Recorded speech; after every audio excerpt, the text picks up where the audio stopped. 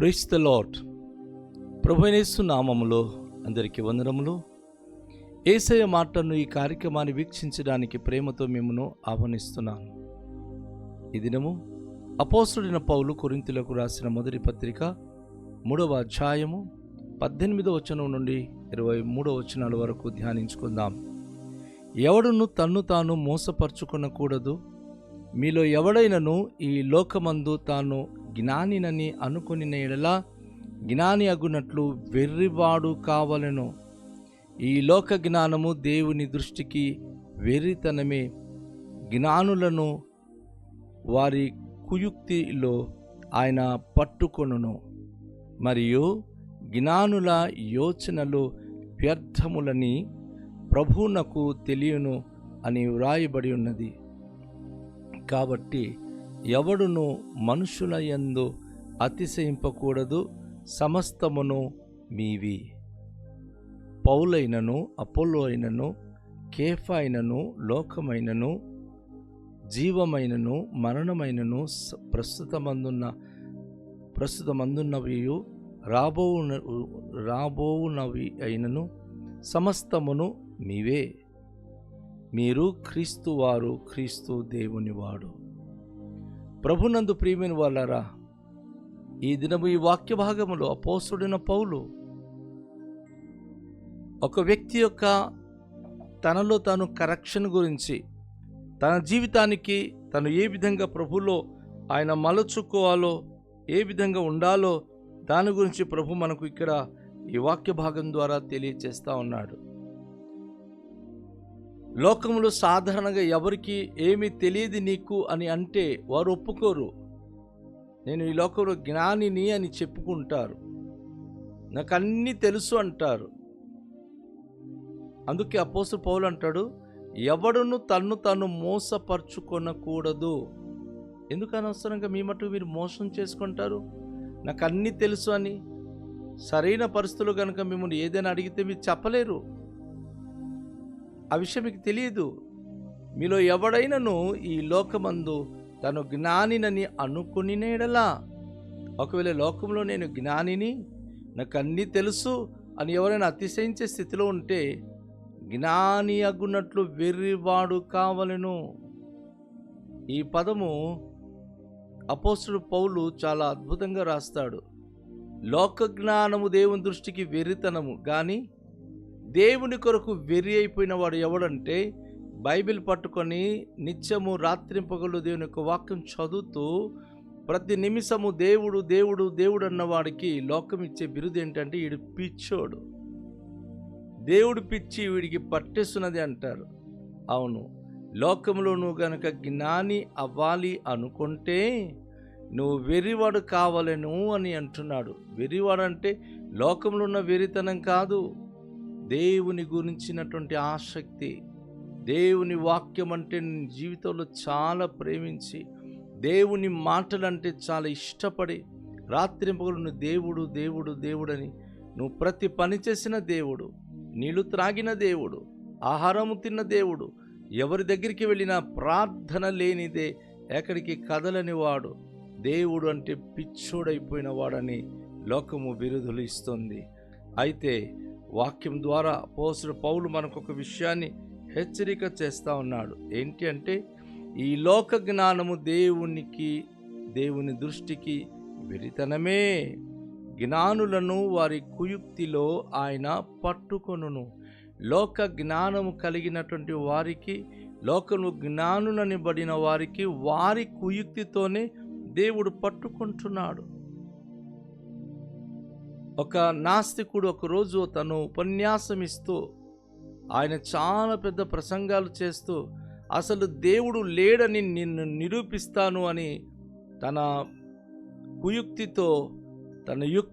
కుయుక్తితో ఆయన సందేశాలు ఇస్తూ జనాలకు ఆయన మాట్లాడుతూ ఉన్నప్పుడు ఒక వృద్ధ తల్లి దగ్గరికి వెళ్ళి, అయ్యా, దేవుడు లేడని చెప్తున్నావు కదా, నిజమా అంటే, అవునమ్మా నిజమే, దేవుడు లేడు అని అంటే, సరే నువ్వు ఒక్కసారి నీ తల పైకెత్తి చూస్తావా అంటే, ఏమైందమ్మా, పైన ఏముంది అంటే, పైన ఏముంది చెప్పు అన్నది. వారు అన్నాడు, పైన ఆకాశం కదా ఉంది. నాకు చూపించు అన్నది ఆమె. అలా చూస్తే ఆకాశం కనిపిస్తుంది కదా. ఆకాశము చూసిన మాత్రం అది ఆకాశం కాదు, అది శూన్యము. దానికి దేవుడు ఆకాశం అని పేరు పెట్టాడు, శూన్యము. ఆకాశ మండలములో నవగ్రహాలు, రకరకాల పెద్ద గ్రహాలు, చుక్కలు సమస్తం ఆయన కలుగ చేశాడు. అదే శూన్య మండలమయ్యా, దానికి మన ఆకాశం అని పేరు పట్టి పిలుస్తున్నాం. ఈరోజు దేవుడు లేడు అని నువ్వు చెప్పిన మాత్రం దేవుడు లేకుండా పోతాడు. ఆయన ఉంటాడు ఎప్పటికీ.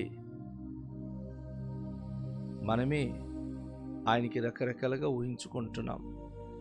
అవును, ఈ లోకలు జ్ఞాని అని చెప్పుకుంటున్న వ్యక్తికి కుయుక్తితో ఆయన పట్టుకుంటాడు. సామాన్యమైన వృద్ధురాల దగ్గర నాస్తికుడు ఓడిపోయి ఒప్పుకోవాల్సి వచ్చింది. అంతవరకు చేసిన ప్రసంగాలన్నీ కూడా పోయింది. అందుకే దేవుడు ఈ లోకంలో జ్ఞానులైన వారికి వెర్రితనంగా చేస్తున్నాడు. కానీ దేవుని కొరకు వెర్రి అయిపోయిన వాడు, అనగా సువార్త, ప్రార్థన, వాక్యము, దేవుని కొరకు జీవించే జీవితాలు పిచ్చి పట్టేసింది వీళ్ళకి అని ఎవరైనా కనుక మనకంటే, అవును, ఈ లోకం మనకు పిచ్చోళ్ళు అన్నప్పుడు దేవుడు మనకు మహాజ్ఞానులుగా ఎంచుతున్నాడు, తనకు ప్రియమైన బిడ్డగా ఎంచుకుంటున్నాడు. ఈ విషయాన్ని మనం ఎవరు మర్చిపోకూడదు. పౌలు భక్తుడు చెప్తున్నాడు, మరియు జ్ఞానుల యోచనలు వ్యర్థములని ప్రభువునకు తెలియను అని వ్రాయబడి ఉన్నది. ఈ లోక సంబంధమైన జ్ఞానుల యొక్క జ్ఞానము, వారి యొక్క యోచనలు వ్యర్థము. ఏదేదో ఆలోచిస్తూ ఉంటారు, ఏదేదో తమకు తాము ఫేమస్ అయిపోవాలని చెప్తా ఉంటారు. కానీ ప్రభుకు తెలుసు అది వ్యర్థమని, వారు చేసినవన్నీ కూడా వ్యర్థమని ప్రభుకు తెలియను అని దేవుని వాక్యం మనకు తెలియచేస్తూ ఉంది. అయితే ఒక చాలా ప్రాముఖ్యమైన విషయాన్ని అపోస్తలుడు పౌలు ఈరోజు ఇక్కడ మనకు తెలియచేస్తున్నాడు. ఏంటంటే, కాబట్టి ఎవ్వడును మనుషుల యందు అతిశయింపకూడదు, సమస్తమును మీవే. చాలామంది మనుషుల గురించి అతిశయిస్తూ ఉంటారు, మనుషులను బట్టి చాలామంది గర్విస్తూ ఉంటారు. ఎలా? ఆ 22వ వచనం మనకు తెలియచేస్తుంది. పౌలైనను, అపోలునైనను, కేఫాయినను, లోకమైనను, జీవమైనను. గమనించండి, ఇక్కడ కొంత మనుషుల గురించి చాలామంది విశ్వాసులు పిచ్చిగా మాట్లాడతారు. చాలామంది సేవకులు ఉన్నారు కదా అండి, ఆ సేవకుల గురించి, ప్రభు గురించి ఇలా మాట్లాడలేరు.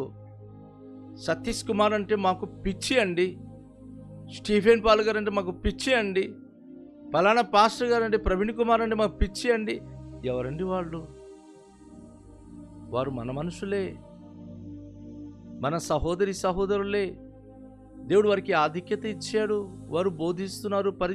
వారిని బట్టి ఫేవరెట్ విజయంతో ఈరోజు దేవుని యొక్క సన్నిధిలో నువ్వెప్పుడు అతిశయించడం మంచిది కాదు. నిన్ను వారు పట్టించుకోరు, నిన్ను వారు అసలు ఏ మాత్రం కూడాను జ్ఞాపకం ఉంచుకున్నవారు కాదు. నిన్ను పట్టించుకొని, జ్ఞాపకం ఉంచుకొని, నిన్ను ఆశీర్వదించి, నీకు దీవించి నడిపించింది దేవుడు. దేవుని బట్టి అతిశయించాలి. కానీ పౌలైనను, అపోలోనైనను, కేఫాయినను, లోకమైనను, జీవమైనను, మరణమైనను, ప్రస్తుతమందు ఏవైనా సరే, రాబోవునవైనవైనను, ప్రస్తుతమందు ఉన్నవైనను, సమస్తమును మీవే కదా. అందరూ మనవాళ్ళే. అన్నిటికీ దేవుడు మనకు అప్పగించాడు, అన్నీ మనవే. అంతేగాని ఒకదానికి మనం చెందిన వాళ్ళమని చెప్పుకొని అతిశయించి అజ్ఞానుల వలె మనం తప్పిపోవద్దు. అందరికి సమానంగా గౌరవించు, అందరితో సమానంగా ఉండు. అన్నీ మనదే. ఈ యొక్క భూగోళములో, ఈ ప్రపంచములో ఊపిరి పీల్చి నువ్వు ఉన్నంతకాలం నీ చుట్టూ ఉన్నవి, చుట్టూన్న అందరూ నీ మనుషులే, నీ వాళ్ళే. అందరిని నువ్వు ప్రేమించగలిగితే దేవుడు నీకు ఒక ఉన్నతమైన స్థితి అనుగ్రహిస్తాడు. దేవుడు నేను ఎంతగానో మెచ్చుకుంటాడు. ఎందుకంటే ఆయన ఈ లోకాన్ని ప్రేమించి వచ్చాడు. ఈ లోకంలో నువ్వు నావు కనుక నిన్ను ఏర్పరచుకున్నాడు. ఈ లోకమందు ఆయన నిన్ను ఏర్పరచుకొని తన బిడ్డగా ఆయన చేసుకున్నాడు. కనుక ఇప్పుడు నువ్వు ఇక్కడ ఫేవరెటిజం చూపించకూడదు. నాకు పలానా వ్యక్తి ఇలా చెప్పుకునే క్రైస్తువులు ఎవరైనా ఉన్నారంటే అది బుద్ధిహీనులు. ఎందుకంటే అందరూ మన వాళ్ళే, అందరూ మనకు సంబంధించిన వాళ్ళే. అందులో ఒకరికి చెప్పి ఒకరికి కాదని చెప్పి మనకి డివిజన్ చేస్తున్నాం చూసారా, అది దేవుని దృష్టికి సరైనది కాదు. నువ్వు గౌరవించకపో, కానీ నిన్ను పలానా వ్యక్తి అంటే నాకు ఇష్టము, అపోల్లో అంటే నాకు ఇష్టము, నాకు పౌలు అంటే ఇష్టము, నాకు పేతురు అంటే ఇష్టము అనే పదాలు వారికి సంబంధించిన వ్యక్తిని నేను అని అనుకోవడం అది తప్పు. అందరూ మన వాళ్ళే. దేవుడు మనలాగే వారిని పుట్టించాడు. కాకపోతే సేవలో ఎవరి వంతు పరిచర్య వారు చేస్తున్నారు. మన వంతు అందరికీ మనం సన్మానించి గౌరవించి మనం వెళ్ళడమే. అందరూ మనవాళ్ళు అని ఎప్పుడైతే మన మనసులో భావిస్తామో అక్కడ భేదాభిప్రాయాలు ఉండవు, మనోభేదాలు ఎక్కడ కూడా రావు. సేవకులందరూ దేవుని చేత పంపబడిన వారు మంచి చేస్తున్నారా చెడు చేస్తున్నారా? ప్రభు అంటాడు కదా రోమపత్రికలో, పరుని దాసుని గురించి నువ్వు ఎవరివి తీర్పు తీర్చడానికి? వారు పడిపోయినా లేపడానికి వారి యజమానుడు ఉన్నాడు. కానీ మీరు విమర్శించి వారి గురించి లేనిపోని మాట పలకడానికి మీకు రైట్స్ లేదు. అలా పలకడం ద్వారా దేవుని ఎదుట మీరు ముద్దాయిగా నిలబడాల్సి వస్తుంది. దేవుని దృష్టికి మీరు తప్పు చేసిన వారు అవుతారు. యెషయా గ్రంథంలో ప్రవక్త అంటాడు, ఏలి పెట్టి చూపి తిరస్కరించి నువ్వు మాట్లాడితే నీ ప్రార్థన దేవుడు ఆలకించాడు. ఈరోజు ఎంతమంది గురించి నువ్వు దూషిస్తున్నావు? ప్రియ సహోదరి, ప్రియ సహోదరుడా, ఒక్కసారి నిన్ను పరీక్షించుకో. ఎప్పుడు కూడా నువ్వు ఎవరి గురించి పొరపాటున మనం దూషించి వర్గభేదాలు కలిగించే వారంగా మనము ఉండకూడదు. అది దేవుని దృష్టికి నచ్చినది కాదు. తనకు అమ్ముతున్నాడు అని తెలిసి కూడాను ఇస్కరియోతు యూదతో మొట్టమొదటిగా ఆయన తన గిన్నెలో రొట్టె ముంచుకొని తినే అవకాశం ఇచ్చాడు ఆ మహిమగల యేసు ప్రభు. మరి నువ్వు నేను మనం ఏం చేస్తున్నాం? ఈరోజు ఎవరిని మనం విమర్శించడానికి లేదు. ఆయన పోవాల్సిన త్రోవలు పోయి ఆయన తొందరగా చచ్చిపోయాడు. మిగతా అపోస్తలులు ప్రభు కొరకు నిలబడ్డారు. కనుక మీరు క్రీస్తు వారు, క్రీస్తు దేవుని వాడు. మనము క్రీస్తుకు సంబంధించిన వారము, క్రీస్తు ప్రభు దేవుని సంబంధి. ఇది గుర్తుంచుకొని రండి, తలలుంచుకొని ప్రార్థన చేద్దాం. దయగల తండ్రి, మీ పరిశుద్ధ నామమునకు వేలాది వందనాలు, స్తోత్రాలు. మీరిచ్చిన ఈ అమూల్యమైన వాక్కు కొరకు వందనాలు. వర్గభేదాలు పెట్టించేవారంగా కానీ, ఒక మనుషుల గురించి ఫేవరెటిజం ప్రభు చూపించేవారుగా కానీ కాకుండా, ప్రభు మేము మీ బిడలము, అందరినీ సమానంగా ప్రేమించి అందరితో సమైక్యత కలిగి భేదాభిప్రాయాలు లేకుండా, ప్రభు పరిశుద్ధాత్మ ఎక్కడ ఉంటే అక్కడ స్వాతంత్రము, సమాధానం ఉంటుంది. అట్టి సమాధానం కలిగిన వారుగా ఉండే భాగ్యం అనుగ్రహించుమని ఈ ప్రశస్తమైన సమయంలో మీకే మహిమపరుస్తూ యేసు నామములో ప్రార్థిస్తున్నాము తండ్రి, ఆమేన్. అందరికీ షాలోం. ప్రభు మనను దీవించునుగాక.